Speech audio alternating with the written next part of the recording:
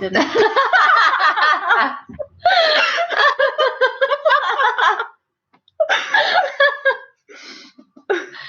Hello. Hi. YouTube changed their streaming, so hopefully this is working. We're doing this. Uh-oh. I accidentally clicked something. Oh no. What just happened? Okay. Here we are. Is anyone there? Can anyone hear us? Can we see the chat things? Is anybody out there? I assume that this is like how many people? One. Who one are you? person. Can you see us? Can you hear us? I'm gonna go grab my book really quick. Okay. We're drinking some Namaste White from Dogfish Head. Where's the camera? Right there. Which is a Belgian style wit beer. Wit beer. I have like crumbs. Like when I eat, crumbs get caught in this cow thing. Okay. Mouthful of Pain can see and hear us. And Crazy Little Book Page says, "Hey, Hi. hey, Glad you can see us." So we are talking about our books of social science. Yes, that we read. That we read most of. We're terrible book club hosts, and we didn't get our books finished. I'm almost done with mine. I have like 50 pages. It looks like I have more, but most of it's just notes. I have about 100 left. But I still think this will be a good discussion because there's a lot of information in this book. Mm-hmm. So I could talk about it for ages, probably. Yeah, I feel the same way about this one. Like I have about 100 pages left of this. I'm Not a Slut. And a lot of the stuff in the back is like appendices and resources and notes and stuff. But and I already read the appendices, so I guess I have less than like 100 pages to read. But and I read White Trash: The 400-Year Untold History of Class in America by Nancy Eisenberg. Are we backwards to you guys? Because it looks backwards to me. Yeah, so this is about class in America. It starts out when, the Europeans first came to America, so 1600s, and goes all the way, I'm assuming, to present day. Hello, Terrell. Doing my best RuPaul impression. I love it. I have never seen an episode of RuPaul's Drag Race because I don't have cable or anything, but I've recently become obsessed with the Trixie and Katya show. I've been watching it on YouTube. So that was just a side just note. an aside there.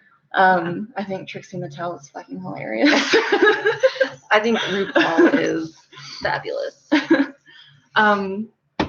Anyway, so do you want to introduce your book? Sure. So this, I'm Not a Slut by Leora Tannenbaum. I don't know how to say that. This is about slut shaming in the age of the internet. So this talks about slut bashing and slut shaming and how social media kind of helps with that. It helps in a bad way. Yeah. It helps it happen.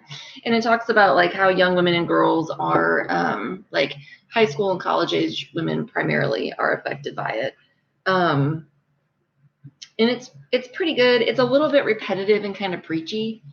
So like sometimes I got a little tired of it. I was like, fuck, I know. Like, come on. And then there were some parts that I didn't necessarily agree with in here, but for the like on the whole, the premise of it, I can get behind. So yeah. So this book, it's packed. There's a lot of information here. It kind of reads a little bit like a textbook, so it's maybe not the most fun read. Lighthearted, but it's really interesting. I'm actually enjoying it a lot, and I've learned a lot about American history that I didn't know before, because I feel like the version of American history that we learn in school is like pretty sugar-coated. We get like the white privilege edition of history. Basically, yeah.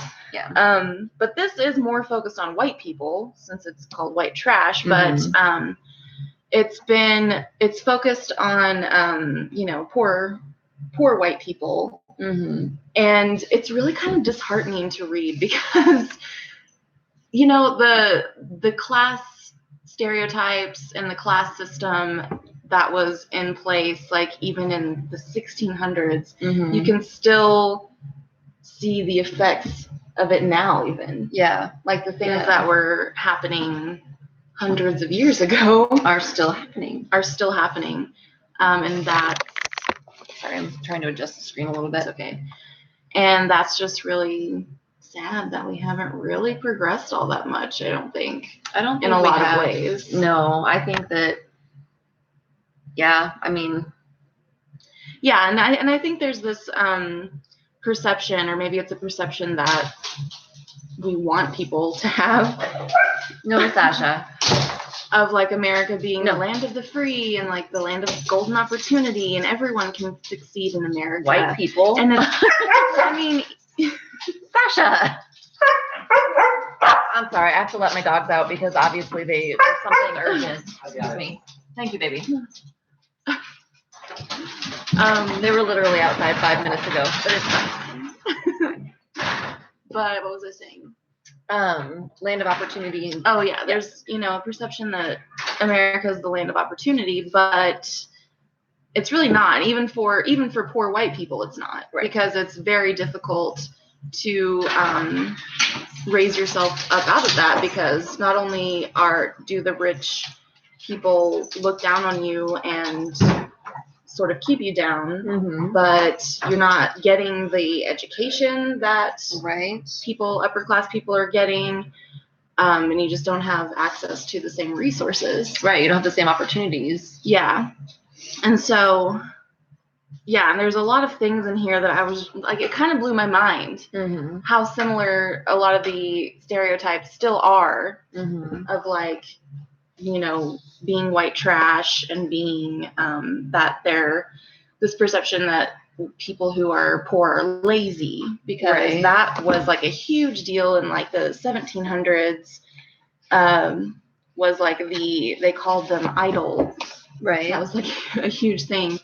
And it's not necessarily, I don't think it's necessarily that poor people are lazy at all. I think mm-hmm. it's that they literally can't find work, especially in like the 17 and 1800s, whenever, there was slavery. mm-hmm. Why would they pay poor white people to do the work when they had slaves to do it for free?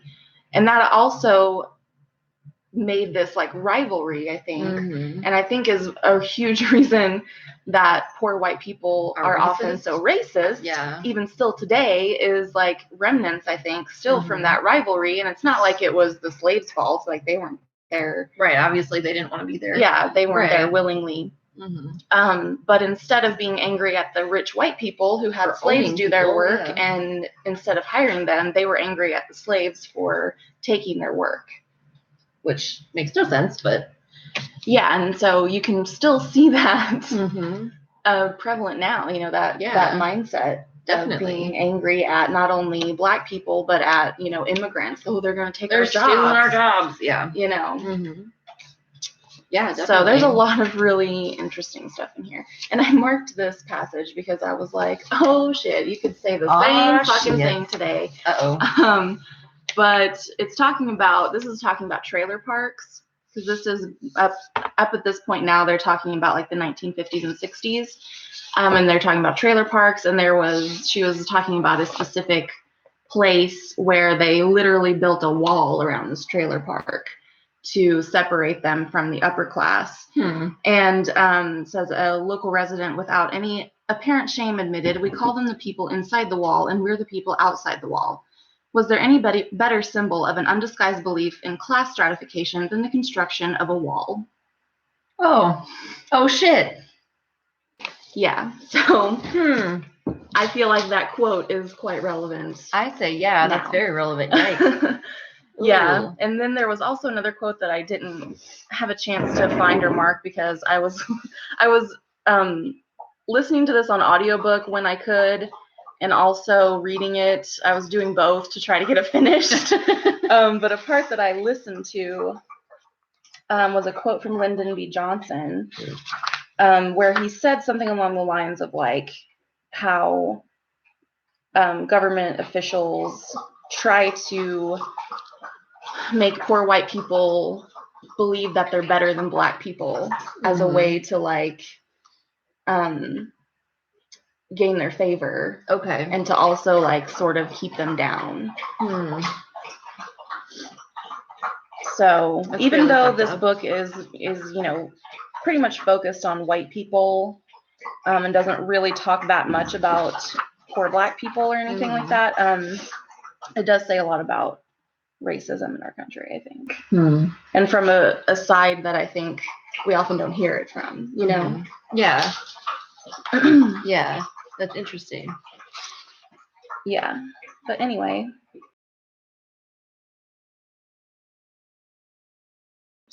Books on social science that they want to talk about. You don't want to get in talk about yours too. So Terrell says, what are your thoughts on the recent allegations of sexual misconduct and mismanagement against the popular site Channel Awesome? I don't know anything about that. I've never heard of Channel Awesome. So I don't have any thoughts. I don't know. And then Terrell says, do you think the Me Too Time's Up movement has taken a toll on the YouTube community? I mean, I don't know. I mean, I feel like that was kind of happening in the YouTube community even before the Me Too movement, where there was a lot of people coming forward saying that YouTubers had, like there was that one guy. What was his name? I don't even remember his name, but he used to be a big YouTuber. He might still be. I don't know. But he did that prank video where he was like grabbing women's asses. Oh, I heard about that. But I think it was that same guy. Someone correct me if I'm wrong. That other YouTubers had said that he had like at least one female YouTuber came forward. I think maybe more than one, saying that he had either sexually assaulted them or like actually raped them. Yeah. Well, I mean, if he's willing to go around touching strangers' businesses, then yeah. But I can't remember if it was the same YouTuber or not. So I don't want to like falsely accuse anyone. Yeah. But and then there was that YouTuber. He was a singer. He had a music channel, and he was like messaging young fans and getting them to send him inappropriate videos and stuff. So I think it was kind of already happening. Yeah. But I haven't seen any more than usual, I don't think, in the YouTube community. But I watch YouTube and stuff, but I don't like pay super close attention to all of it, and I don't watch like gossip channels and things like that, so I don't know. So this book, like I said, it talks about slut shaming, specifically like about how it affects high school and college age women, and it talks a lot about the idea that talks about like the good slut, bad slut thing. And it's talking about how women are supposed to be sexual, but not too sexual. And so they have to kind of get up to that line and flirt with it, but without crossing over into the bad slut reputation. So it's talking about how like women in social media are very, aware of how they're perceived, and they, have to dress sexy, but not slutty. And, and I think that like a lot of the things it was talking about are certainly more relevant to younger women, because some of the things it was saying, I'm like, well, I don't really care that much about that. But and then let's see, I'm trying to think.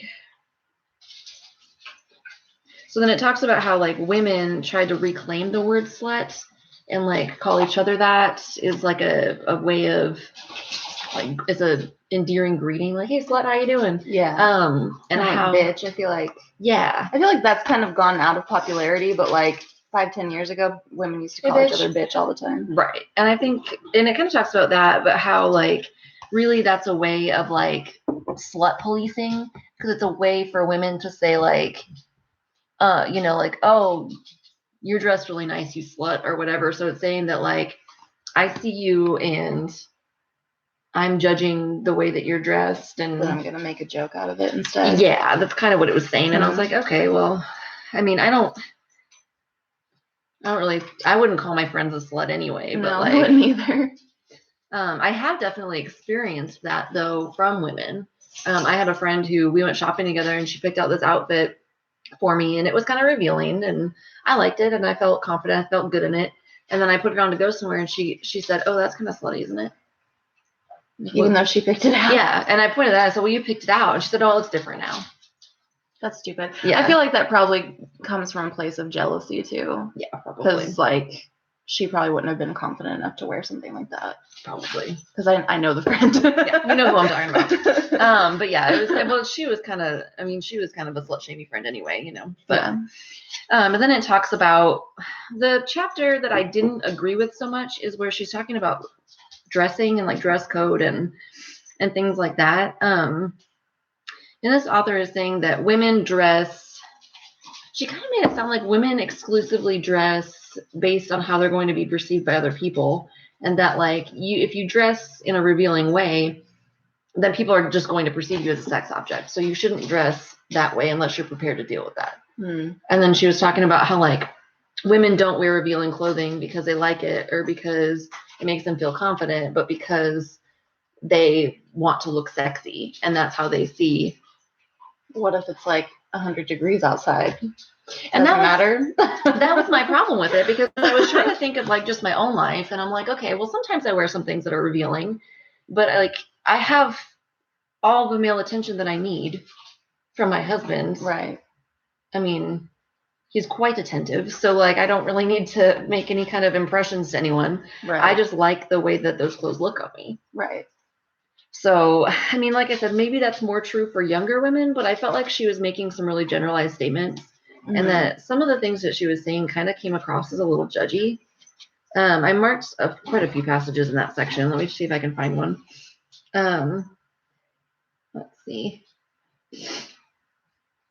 But it's talking about like how women think that they're exercising, you know, their feminist right to, you know, dress however they want to. And even like when it comes to like being sexual and having sex, it's talking about how women think that they're exercising their feminine empowerment, but really they're not. And I'm like, but how do you know that though? Yeah.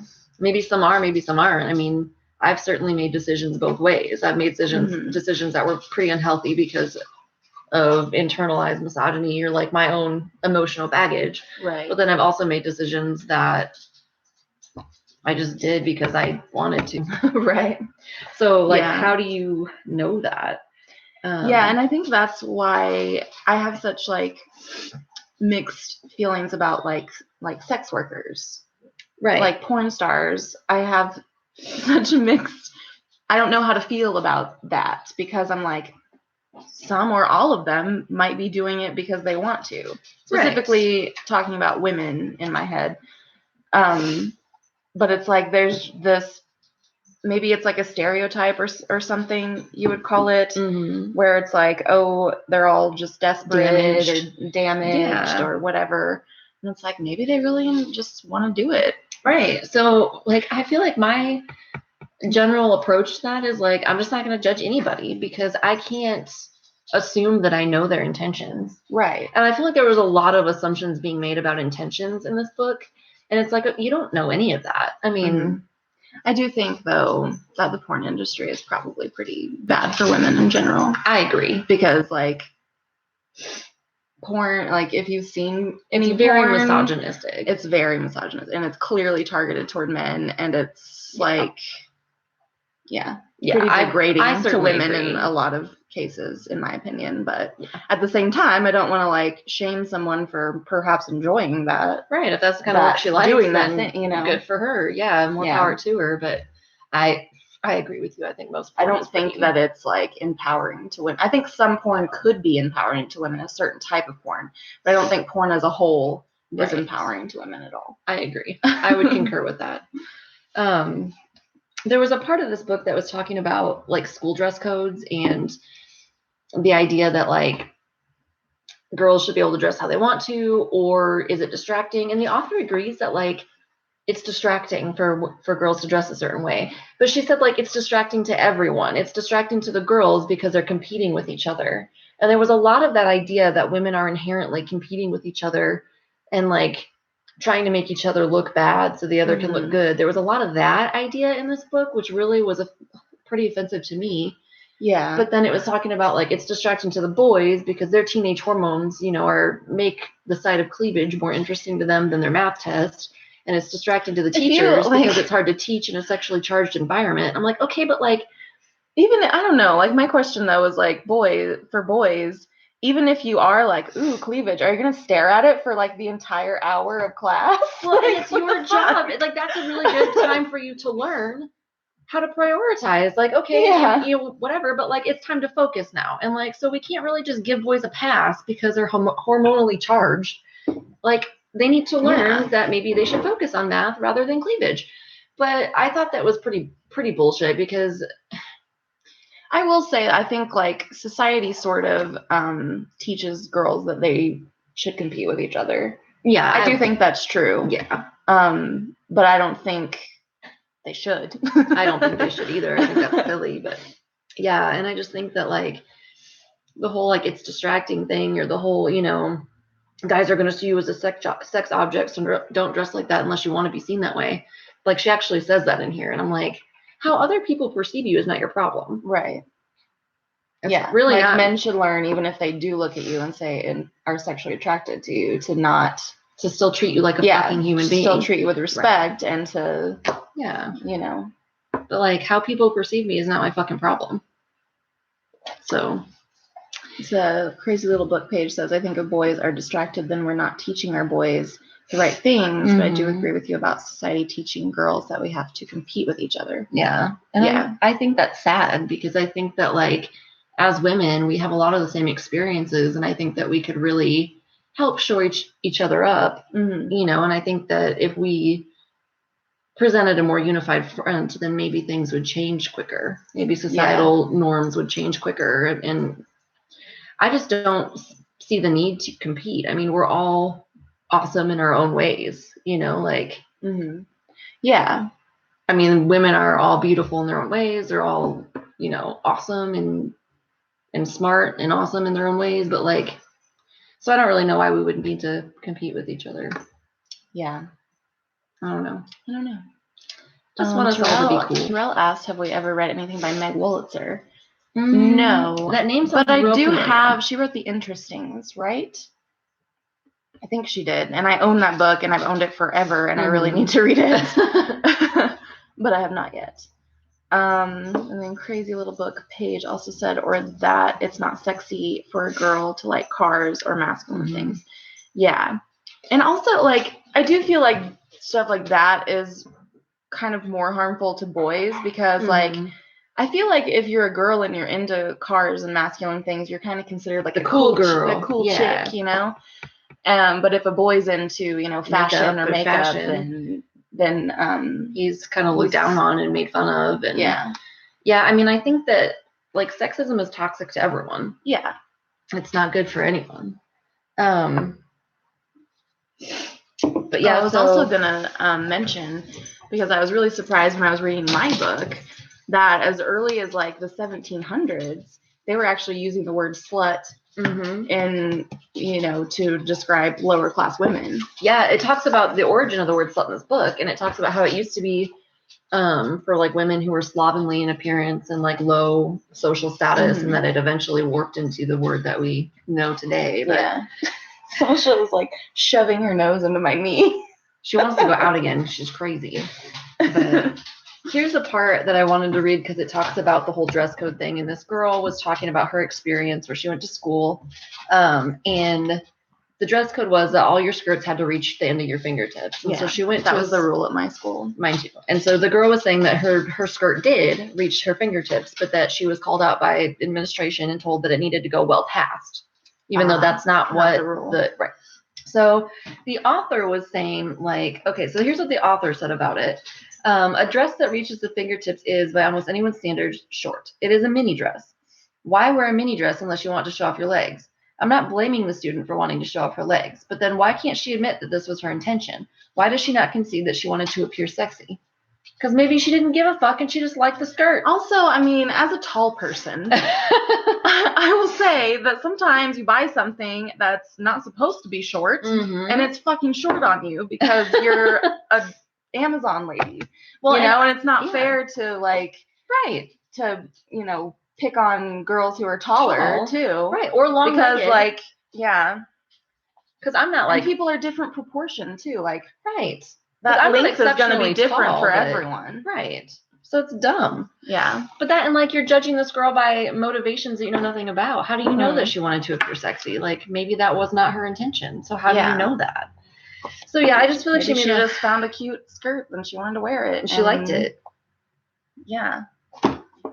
But yeah, so I mean, I had an issue with that. But I mean, there was a lot of good stuff in this book too. And there's like a couple of appendices in here that are kind of funny. There's like a do's and don'ts for parents of like teenage girls and college age children. And a lot of those suggestions are really good. Like, those are solid. But then there's like an appendix, the slut shaming self-defense toolkit, and it tells you what you can do to avoid being slut shamed. And one of those suggestions is, don't dress in a sexually provocative manner unless you want to be looked at sexually and can handle being reduced to a sexual object. I can understand why you had to, like, couldn't get this book finished, because like, I was having some problems with it. I would think I would have to pause every once in a while and just be like, well, I was ranting to Joey about it earlier. I would like stop and read things, but it's like, since unfortunately that may be the result of your attire, everyone's clothing choices send a message. If you don't want your message to be, I like showing off my body in public, then don't show off your body in public. That is. What is so urgent? Is there a squirrel? There's a squirrel. Either that or Sasha's just really riled up about dress code too. Must be true. Yeah. But yeah, so like stuff like that is just kind of dumb. And it does say in here like, don't binge drink is another one of the tips. And I'm like, I mean, you probably shouldn't binge drink, but men like, can binge drink, but not women. Yeah. It's fine for dudes to binge drink, but we're not binge drinking. We're not. This is our first beer. Yeah, so whatever. But yeah, so I kind of struggled to get through it because there were some parts of it that I did feel like were very preachy and judgmental. And I do feel like they said she made a lot of assumptions about women's intentions that she may or may not know anything about. Yeah. And Crazy Little Book Page said, "Oh my God, I totally get the tall girl short dress. Like, you're so long, and most regulation skirts look like mini dresses on me." Yeah, same here. I'm 5'10", which is pretty tall for a lady, and my legs are pretty long, so I buy like dresses and skirts that are supposed to be, you know, short, but like not scandalously so, and then like they barely cover my ass. So, well, and I feel you, girl. I'm not like super tall. I'm 5'6", but I have like super gangly legs. So I have like no torso to speak of, and then just like fucking legs for days. So yeah. I have that problem too, where things are shorter on me than they might be otherwise. And Terrell asked, "Do you believe Hillary Clinton's loss at the 2016 election helped spark the start of the Me Too Time's Up movement the following year?" I think I would say it was more Donald Trump's win than Hillary's loss. I would agree with that. Because, you know, we elected a president that said he would grab women by the pussy. Yeah, I mean, we elected someone who sexually assaults and probably we elected a sexual predator. We did. To be our president. Mm-hmm.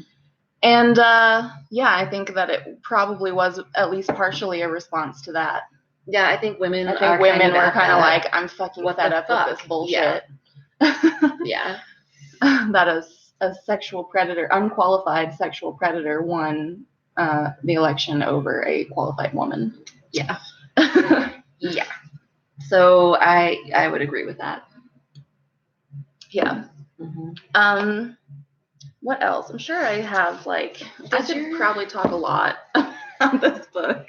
I was going to ask, does your book talk about like poverty culture at all? And like the differences between like certain things like people who are in like lower socioeconomic classes having more children? Yes. And like how they spend their money versus how people who are middle class or higher spend their money?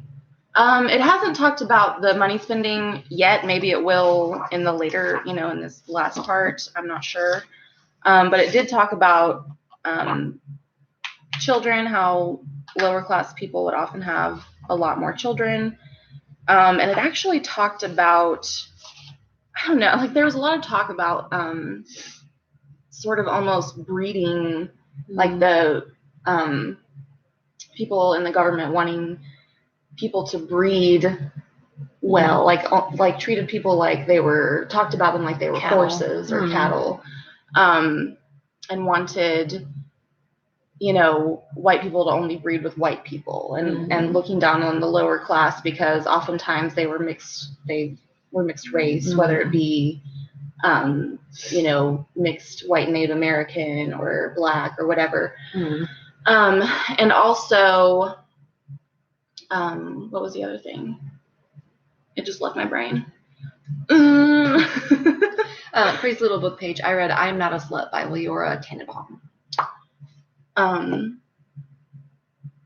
Man, I had another thing to say there and I really forgot it. But it talked about eugenics, which was actually a thing that they tried to do in like the early 1900s. They tried to and did, I think, in some cases, sterilize people, lower class people. They did with Black women. There was a specific case they talked about of a white woman who was sterilized. Yikes. Oh, here it is. They were put on trial, Buck versus Bell, and their crime was one of pedigree, a defective breed perpetuated over 3 generations. And I know Carrie Buck, I believe she was sterilized. Yikes. And they wanted to sterilize criminals because there was, they literally thought that poor people were just of a bad gene, lesser ilk. Yeah, even no matter what, they would always be a lesser people than the higher class, no matter what race they were. Interesting. Which is just looking back on it, reading it now is just disgusting. Yeah, that's horrible. Because it's clear that the reason they are, maybe perceived as stupid or whatever is because they didn't have education that upper class people had. They didn't have, a lot of them weren't even literate. So how can you say they give them IQ tests and see, oh well, look, you're stupid. They haven't even been taught how to read. Right. They haven't had the same opportunities that other people have, so they can't have the same. Yeah, so it's really it's sort of enraging to read. Yeah, that's disgusting. To read about that being, and here's a chart from the Kansas Fair. They would have almost showing horses or something at the fair. They would have families be tested to see who was the fitter family, and they would get medals for being the genetically the best. Ugh. Which is why would you want to treat yourselves like cattle, for one thing? Right. Yeah, it's just there's a lot of that's real fucked up. I mean, and I grew up poor. I mean, we weren't so poor that we, went without food or anything, but we, our housing conditions were sometimes substandard. We lived in a trailer, and for a while we had plywood flooring because there was a leak, a water leak, and we couldn't afford to fix it. And we ate cheap processed foods because we couldn't really afford anything else. So I grew up poor, and I don't think that obviously genetically my family was any different than anyone else's, but we grew up in a small town, and my family wasn't highly educated. There's plenty of examples of people, very intelligent people coming from poor families too, so it's just not true. But it was kind of, I remember feeling really embarrassed sometimes, the first time if I had a new friend and they came to pick me up or they dropped me off at my house, I was embarrassed to have them do that because, like I said, I grew up in a trailer, and it wasn't a nice one. It was a brown tin,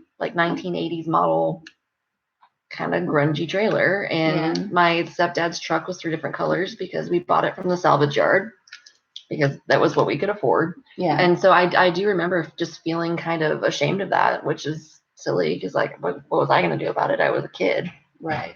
And I still had a good life, and I had what I needed, but yeah. Terrell asked, favorite romance novel with a rich girl, poor guy trope. I do not read romance novels. Yeah, I don't really read romance either, so I can't really think of one that I know of. Eugenics were banned in Canada in the 1980s because it is against human rights. Yeah. They also sterilized intersex people in a lot of countries, which is disgusting behavior. I agree. In some states, eugenics still happens. In states in the U.S. or in Canada, do they call them provinces in Canada, right? Yeah, I think they're provinces. Einstein was highly intelligent, but his parents were extremely poor. As an example of extremely poor people having highly intelligent children. Yep. Yep. Mouthful of pain. Was religion touched on at all? I too grew up poor on food stamps and the projects, etc. And education was discouraged because I was expected to go on a mission. That's interesting. I don't think religion really has been brought up, actually. Yeah, that's interesting. That's a good point. I do think, yeah, that is a good point. Because I do think there's maybe an emphasis on, religion as opposed to education. I definitely think so. And I feel like maybe religion is more fervently clung to among lower income. I mean, my family was not that way. I didn't have the same experience. My family was very agnostic and really wasn't involved in church. But I do think that maybe among like lower socioeconomic classes, it's more prevalent. I don't know. Yeah, that's an interesting point. I wonder why she didn't really talk about that. Unless I missed it. Yes, in the United States. I didn't know that. I didn't know that either. Still happens. That's fucked up. Places. That's real fucked up. That is really fucked up. Nathan says, "Hi, I'm looking for all the hair colors. Sorry I jumped in late. What book were you discussing?" Thank you, by the way. But I'm talking about White Trash by Nancy Eisenberg. And I'm talking about I Am Not a Slut by Leora Tannenbaum. The book sounds really interesting, though. Yeah. It is. If you're talking about this book, yeah.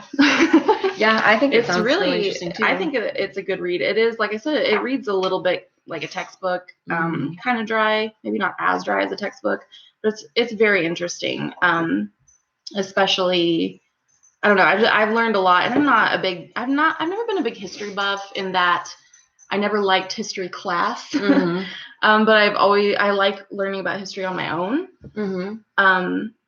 But yeah, I learned a lot in this that I didn't learn in American history, which, I had a lot of American history because I'm American. Right. And they didn't teach us about this. They pretty much teach us that, like,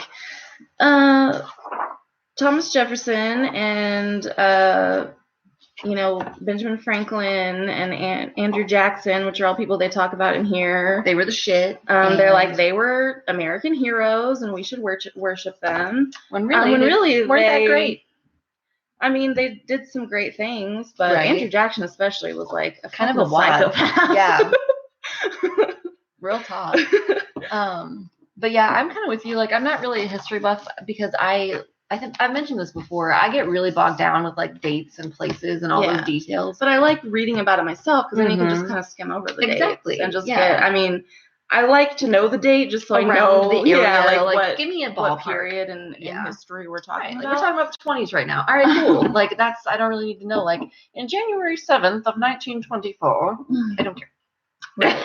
I don't care. Yeah, but in here there's lots of dates, but I just kind of like, okay, we're in the 60s. That's great.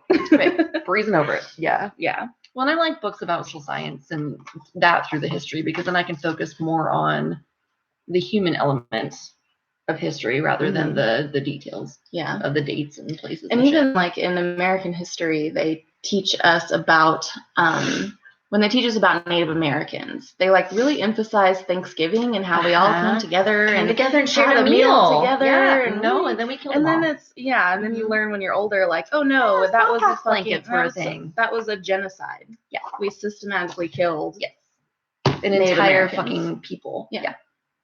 And they don't call it that. They never call it genocide. No, ever. I've never read a textbook, and that's what it was. It was. It absolutely was. Yeah, but I've never read anything where it's actually recognized that it was a genocide. Yeah. Yeah.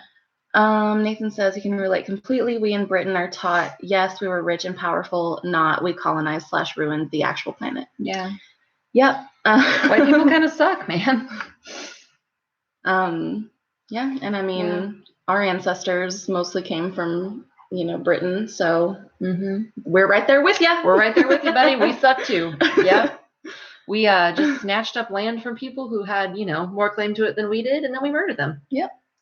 Mm-hmm. But we just want them to forget about it and move past it. Yeah. And then like the thing that outrages me too is like these it gives me mixed feelings to read this book, because you see how like poor white people are just treated very poorly and kept down by the rich elite.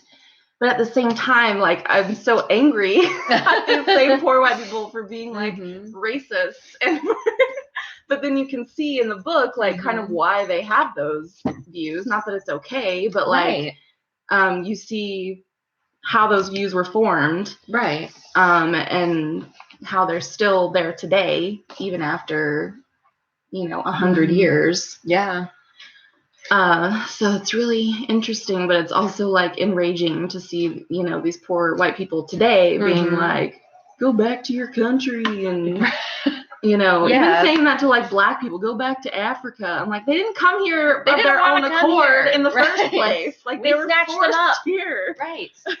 We snatched them up off their homeland and brought them here so we could treat them like shit. And they talk about, there's a few like people they talk about in here of having the idea of all the black people and Native Americans and all those, they just for some reason thought that they would all end up migrating to South America, and we won't have to deal with them anymore, and we'll have our white nation, and then South America can have all the people of color, basically. All the brown folk can go south. Yeah, like people had some of the most fucked up ideas in here, like important figures in our history have the most fucked up, horrible ideas. And then there was like the idea that, again, I talked about like eugenics, and that they had the idea with poor white people also, but with, that black people would just never be as good as white people. And I thought it was great because they talk about W.E.B. Du Bois and how he was like, well, then why don't you just let us be? Yeah. If we can't ever leave us alone, if we can't reach your height, then just let us be, and you might as well give us the same rights that you have, because we'll still never. We're not a threat to you, so just give us some rights. It's kind of like, put your money where your mouth is, Try it. Well, and like I think that we forget that like I think people forget, especially white people forget, mostly white people, that the whole civil rights movement was not that long ago. Like, and it really, it hasn't been that long that slavery was segregation was a thing, and Jim Crow laws were a thing in our country. Like, that was in our fairly recent history. Yeah. There are still people alive who experienced that and who remember that. So, still part of our culture. Yeah. Like, my mom was, she was born in the 50s. So, I don't know how much of it she remembers, but some of it, I'm sure. Crazy little book page. I'm 1/4 Indigenous, and Nathan, I would totally agree with that premise, and we're still trying to overcome it. Dr. King only died 50 years ago this year. Yeah, it hasn't really been that long. No, it hasn't. So I had a conversation with a white male who are, whatever, probably not the most cultured people, but it's fine. Who was talking about how this is probably one of the most offensive things I've ever heard come out of someone's mouth. But he said, why can't black people just get over it? Like, it happened a long time ago. Why can't they just move on? Yeah, I've heard people say that too, that like racism isn't a thing anymore. Just move on, like get over it. And that like they don't deserve reparations. I'm like, they've what? Yeah. Like, what an ignorant thing to say. Yeah. I think only like more offensive than that was that we took them out of a bad life and brought them somewhere better. Oh no. The same guy who said, like, why can't they get over it, said that. And I'm like, you mean like, they brought them to be slaves. Their homeland where they were like animals with their families, and and then we just brought them here to treat them like property. I'm sure they're really grateful for that. Yeah. It was super offensive. Yeah. Anyway. And I mean, a lot of the people, because they mention the Ozarks in this book several times. Oh, really? So it's like, Yeah, I mean, mostly they're talking about like northern Arkansas. But I mean, that's just a hop, skip, and a jump from here. Like 30 minutes away from here, maybe. Yeah, so they talk about the Ozarks as being, I mean, it's a place where it's, you know, was kind of a poor area where, and it still is. So there's a lot of people around here that have those kinds of views. Absolutely. Yeah. And I mean, you can even see the class. I mean, just looking at Springfield or any city, probably, you can see the class distinction because we have the north side and the south side. And the north side is where mostly poor people live. And the houses are old and broken down. And it's like the rough side of town. And the south side is the nice part of town. The nice part of town where people live. Yeah, where, you know, the richer people live and where all the nice like shops and the mall and stuff like that is. Like down here you have like Walmart. Yeah. That's about it. Yeah. You know? Yeah, so I mean you can see it laid out pretty easily here in Springfield. Standing Rock happened in the late 60s and 70s and people are still affected by it. Very true. Yeah, I mean, it's so, you have to be completely fucking blind to everything, like just living in a bubble or just being willfully ignorant to say that like racism isn't a thing anymore. Like that's not true at all. No, not at all. That's like completely ignorant. Yeah, Nathan says that's literally the entirety of UK. The North is considered working class and awful, and then the closer south you get to London, wages increase, house prices increase, etc. That's interesting. Yeah.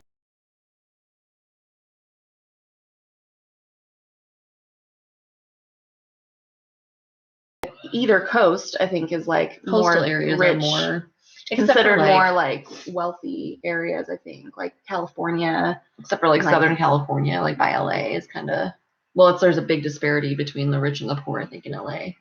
Yeah, but just like in general, I mean, everywhere has poor people versus rich people. Like every city, every town, any state you go to, will have that. Just But yeah, the coasts, but I think, are more like the East Coast and the West Coast, I think, are considered to be like higher class, and then the middle of the country is like the poor, especially like the Midwest. Yeah, because we got blamed for Trump getting elected, which I mean, we were to blame. Missouri's a red state, not us. No, we didn't vote for Trump. I was so mad at Michigan. Michigan is my home state, and Michigan is always a blue state. Michigan always votes Democrat. Guess what? They went to red. They were a red state in this last election, and I was so fucking pissed at Michigan.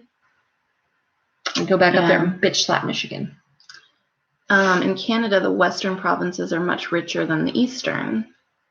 So that'd be western. Geez, I don't know where places are in Canada. I'm sorry. Just an ignorant American. So the west, so like more toward like California, Oregon, Washington. Yeah. More rich than. What's over there? I'm not sure. Quebec? I don't know. I live in the United States, so hey, you're from Michigan. That's close to Canada.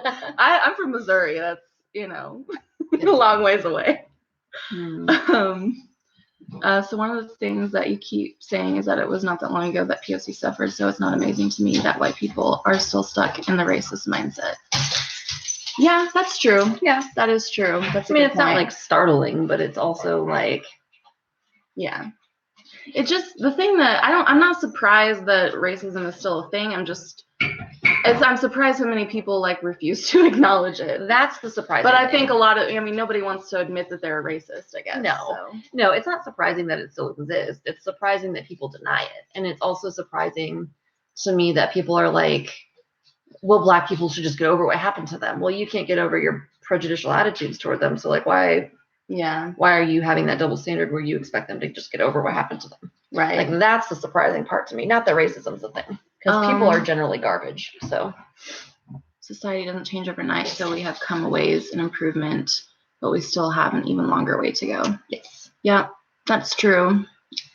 Eastern Canada is New Brunswick, Nova Scotia. PEI, Newfoundland. I don't know what PEI is.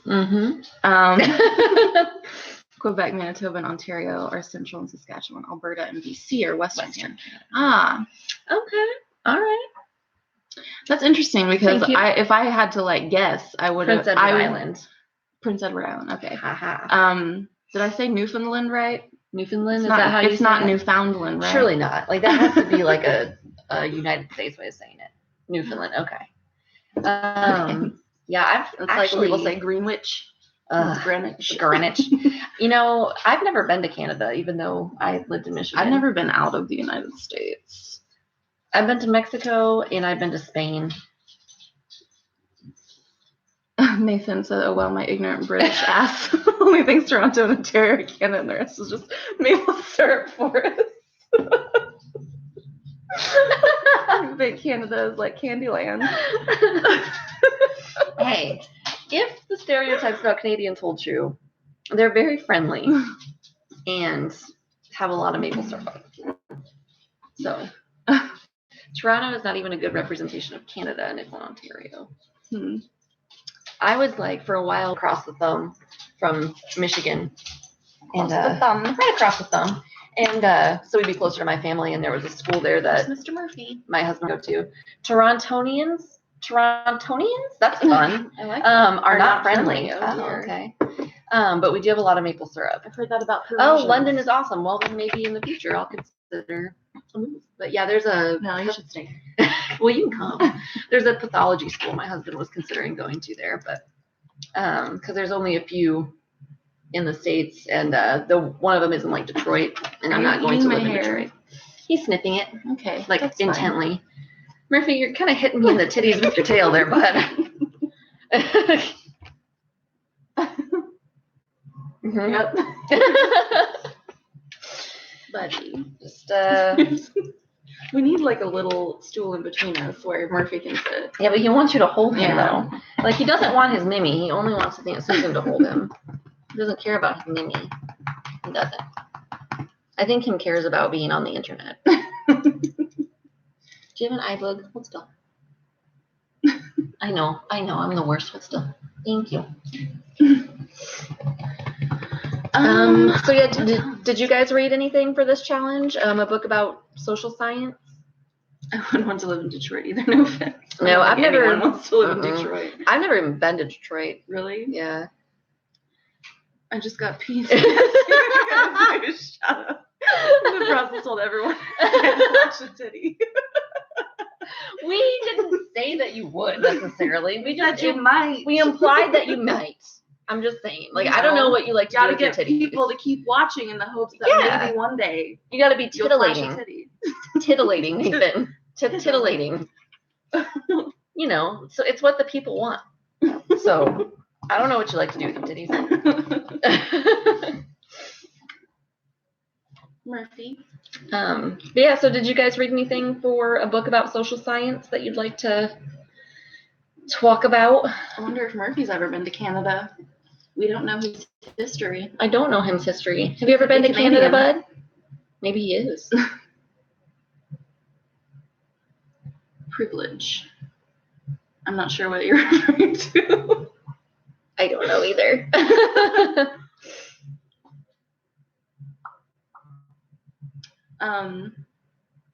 Oh, maybe in the reference to nobody wanting to live in Detroit. Oh yeah, privilege. Maybe.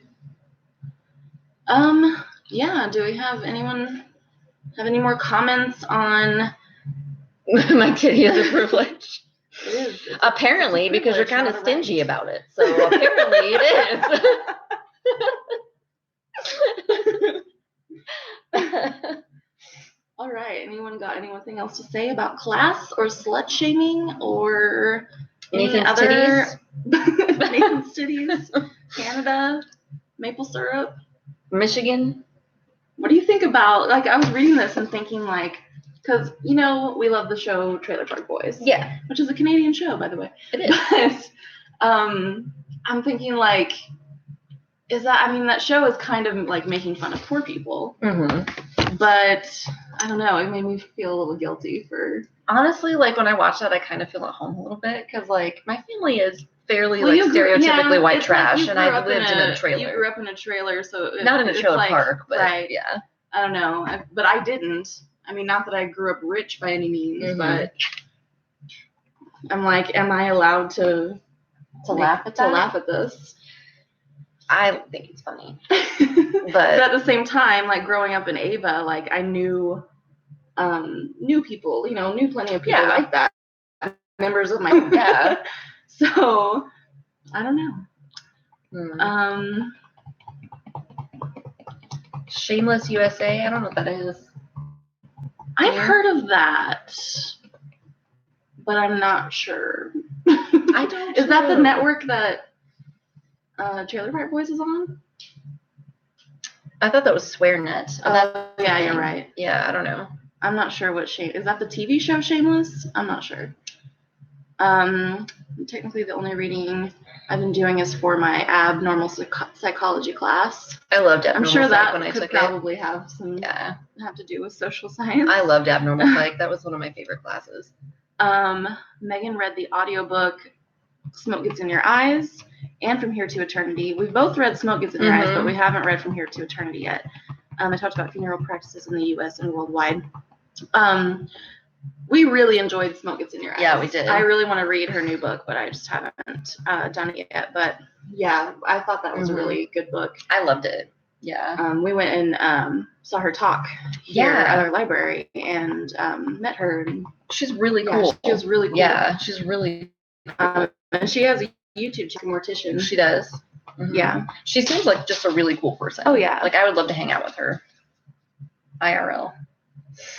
Apparently we do have Shameless. So thank you for letting us know. Thanks. I do not have cable, so I don't have Showtime. Yeah, we're not like super up and up on the shows. Okay, I guess it was a British show first, kind of like The Office. That was a British show first. About a poor community based on the area I lived in. It poked fun at northern working class culture, and it was hilarious, but also true to life. Trailer Park Boys, while funny, are not exactly a good representation of Canada in general. No, I wouldn't. Yeah. Just like my family's probably not a great representation of the United States in general. Right. Yeah, my family's pretty good. Yeah, and it actually did talk about TV shows, like the Beverly Hillbillies and the Andy Griffith Show, and how that kind of like perpetuated those hillbilly stereotypes of like, look at these dumb hillbillies who don't even know how to work a microwave, you know? And then in the Andy Griffith Show, Andy himself was like an intelligent, like the straight man, but then he was surrounded by idiots. Right. Like dumbasses. Yeah. Yeah. So like it really, those kinds of things really perpetuated negative stereotypes about poor people.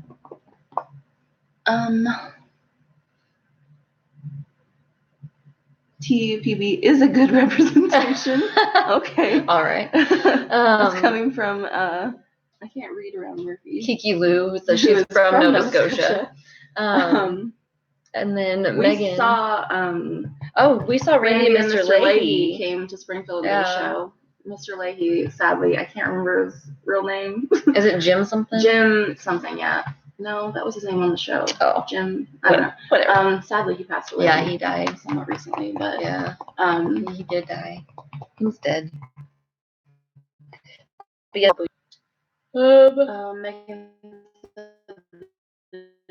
Caitlin focuses on cultural differences, and it was just as thought-provoking as the first. That's awesome. It made me sad certain cultural practices are losing ground in the modern age.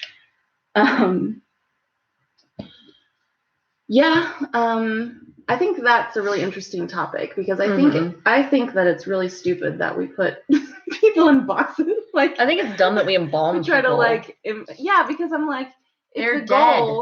If the goal is to like preserve the body so Jesus can raise them from the dead when rapture comes or whatever people think, like embalming, like you're taking all their organs out, and like you're they not don't have really, their shit. You're not preserving them. It doesn't make any sense. And like, what about people who get cremated? And like, if Jesus is like a magical unicorn man, your then like organs back, then right.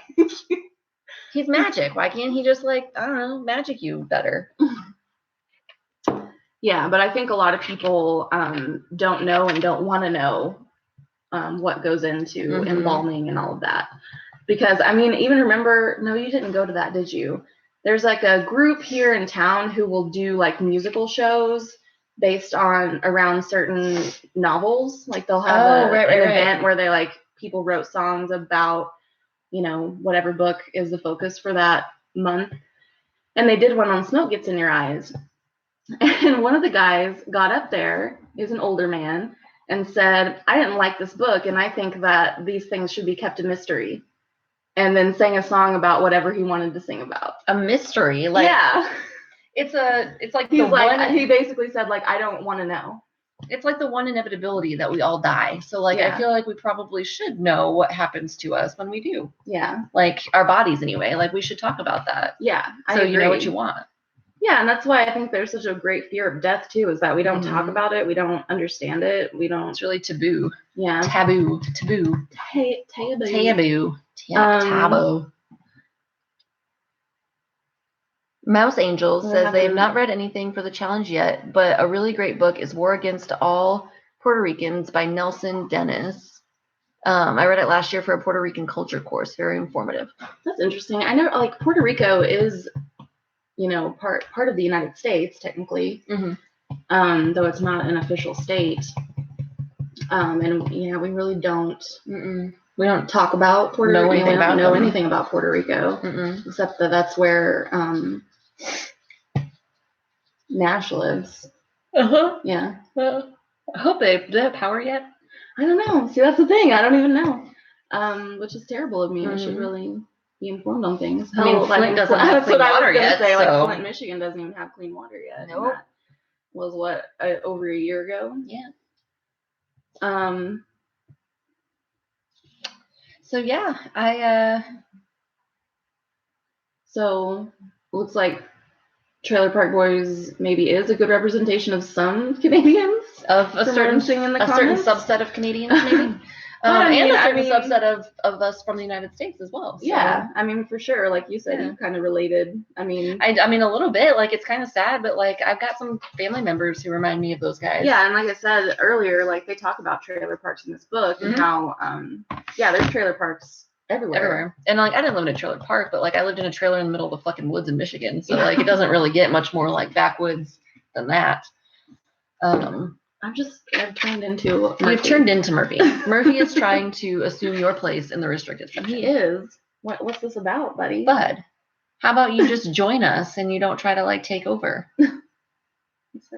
No. His new bow tie is so dirty already. You need to get him a brown one so you won't see all the dirt on it. Well, he goes out there and they play and they knock him down. Because he's so short. You'd think he'd be able to stay pretty sturdy on these beefy little legs. Well, what happens is he fucks with Anubis. Like, he bites her feet until she's pissed off at him, and she's way faster than he is. So she'll just, like, run until she, like, bowls him over. And then they just go into, like, this black dog tumble. Oh. Yeah. Stop being a dick. You're kind of a lot, bud. You're an instigator, my friend.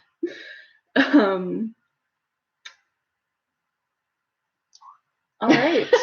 Should we wrap this up? It's been over an hour now. A little over an hour. I'd say that's probably a large enough dose of us for everyone. Does anyone have any? We need to pick a new challenge. That's what we need to do. Yeah, we do. Let me find my. You're like, where's my list? Oh, I think I put it on the fridge. Or maybe I took it off the fridge. Why would I keep track of it? Why would I do that? Why would you? All right, hold on. I know where it is. You entertain us. I'm not entertaining by myself. Sorry, guys. I need begging. Oh, Nathan missed the beer reveal. Well, I got you covered. Namaste. White. I just realized that that was kind of fitting for my book. Namaste White. Belgian-style wit beer from Dogfish Head, which is a white ale brewed with dried organic orange flesh and peel, fresh-cut lemongrass, a bit of coriander, peppercorns, and a healthy dose of good karma. That's a lot of shit in that beer. It's pretty good, though. I like it. It was out here the whole time. It was there the whole time. Now, last time we drew a number and then we decided we didn't want to do that. So let's just maybe. No, we did that at book club. Or in-person book club. Okay. Let's see. What would be a good challenge? Does anyone have a preference? Does anyone have a suggestion? We just did a nonfiction, so should we do a fiction? Probably. I don't like to read too many nonfictions in a row. We could do a Western. Does that sound interesting to anyone? Y'all want to read a Western? Y'all? Y'all want to read a Western? Y'all? Yeehaw? Yeehaw? Oh, yes. Oh, yes. All right. Okay, well, that was enthusiastic. Then it's sold. Sold. Sold. We're reading a Western for our next live show, which will be the second Sunday of May. Can it be YA? Hell yeah, it can be YA. Oh, yeah. Whatever Western you got. The North and South series. I don't think I've heard of that. I was trying to get my calendar open, but I always accidentally open my calculator instead. I'm currently reading all of John Steinbeck's books, so I'm already winning. I don't know if that's winning, Nathan. Sounds depressing. I hate John Steinbeck, though, so like I think you need to give another chance. I'm going to, because I'm going to read that for a challenge, an assigned book you hated or I feel never like finished. You should read a different one of his books, though. But I hated The Grapes of Wrath. I know, but I feel like if you still hate it, you should read something else by him. All right. All right. Okay, so the second Sunday in May will be the 12th. So, May 12th. May 12th. 6 p.m. Central Standard Time. It's literally just a man and a horse and an existential crisis over and over. Yes. Thank you. I feel like that's accurate. John Oakes writes the North and South series. I'll have to look that one up. I want to read Lonesome Dove, but I probably won't read it for this challenge because it's long as fuck. Long AF. I might read Coal Black Horse. I'm probably going to read... I have a book called Woe to Live On by Daniel Woodrell, who wrote Winter's Bone. And I think I'm going to read that, although... What counts as, like, the West? Yeah, is it just west of the Mississippi? Because then it would count, because it's set in, like, Missouri and Oklahoma. I think that's where Coal Black Horse is Kansas. at. It's set, like, somewhere in that general area, too. But I think it depends on the time period. Like, if it's set in a time period where, westward expansion was happening, then I would say, yes, that would count. But if it's set in a time period like now. It's put in, like, the Western genre. So everywhere I've seen it. I would say it counts. I'll probably read that, but I also own True Grit by Charles Portis, so I might read that instead. We'll see. Seems reasonable. I've seen the movie, like the new movie, True Grit. The newer one with like Matt Damon, I think. And I always forget the older guy that's in it. I want to say Kurt Russell, but I don't think that's right. I don't know. I've seen it and I actually didn't really like it. So hopefully the book's better. Maybe the book will be better. I think the original movie has John Wayne in it. And I've only seen one John Wayne movie ever, and I fucking hated it. So yeah, I don't like John Wayne. Nathan recommends A Place Called Winter. It's Western and gay. Oh, best of both worlds. Best of both worlds. Yeah, I mean that's interesting. You don't see a lot of gay westerns for sure. Yeah. Except, I mean, I guess there's Brokeback Mountain, which was that a western? I mean, they were like cowboys, kind of. Yeah, I think they were. I don't remember where it was set. I don't recall, but I remember it being a little scandalous when it came out because they were both like very, masculine or whatever, and so. Right. That was the thing. Yeah. Anyway, they weren't gay stereotypes. No. How dare they? How dare they? Okay, Smurfles. Can you get down, please? Bud. Resisting so hard. Okay, bud. Fine. Okay, bud. You're fine. I'm weak. Him loves to meet Susan. Come here, Noonie. Fuck it. You come up here too. Come on. Maybe you should go to the other side. Anubis, come here. Noonie, come here. There we go. Problem solving. Okay, here we are. Oh. Here we go. Hey. What are you trying to do here, my friend? Are you trying to sit on me too? Oh, God, it's dog chaos. Okay, so let's wrap it up. Hi. The Joker and Jarhead on a horse being gay was B's canon. Yeah. Hi, thank you. Just trying to make out with me. Okay, So, yeah. next month we'll be discussing our westerns. Mhm. And yeah, I guess that's it. That's it for now. So we will see you guys in a month. Yeah. I mean, we'll see you before then because we'll post then. videos. Yeah, but you know, whatever. So we'll see you live. In a month. Actually, we'll see you live next weekend because we are going to be on Matt's channel, BookTube Live, which we can link things in the description after the fact, right? I think so. We'll link it in the description. I think the channel is just called BookTube Live, I believe, but it's made by Matt from Paperback Junkie. And he's going to be interviewing us on his channel next weekend, the 14th, Saturday the 14th at, again, 6 p.m. Central Standard Time.